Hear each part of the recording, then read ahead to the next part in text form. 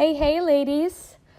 Over the next few weeks, we're really going to be digging deep into the relationship we have with our body, or soul case, as I like to call it.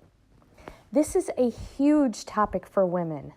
It's an important topic for everyone, but especially for women because we are so attached to our body, and most of us have been taught that our self-worth is contingent upon the way we look. I will say that out of every woman I have ever met, I can only name a handful who have a truly loving relationship with their body and who haven't had some form of eating disorder or body shame. And that's shocking when you think about it, but it's our reality. I've personally been affected by this issue, and body shame is something that I regularly have to work on disarming. There have been so many studies that have revealed something like 90% of women regularly have some sort of body hatred thought. Body hatred is such a deep phenomenon that we don't even realize how much it cuts into our sense of self. This is an evolutionary illness that is socially learned and passed on. This is contagious pain. So how do we change this? How do we go beyond just having the body love conversation or repeating a body love mantra, which I love, by the way? Well, this week, I want for each one of us to get really clear on what is preventing us from loving our body.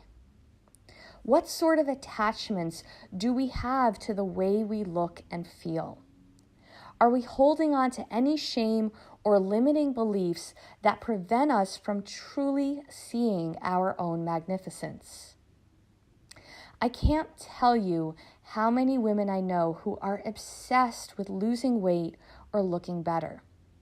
And either they're currently feeling this way, or they have in the past, or they will in the future. It's important that we get really honest about this. I can't tell you how many women I know who regularly compare the way they look to their friends or other women. Or if they're enjoying a fattening meal, then they're being so bad, right? Have you ever heard another woman say that? I'm so bad. This is so fattening. So there's this unconscious need to shame ourselves if we're enjoying a delicious meal or if we're indulging in pleasure. That has to change if we're going to evolve and become closer to spirit.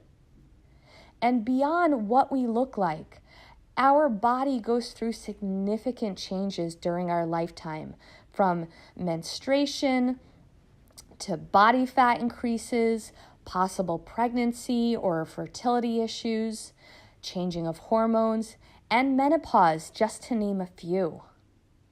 Those changes should be honored and ritualized, not feared and judged. One thing I know is for sure.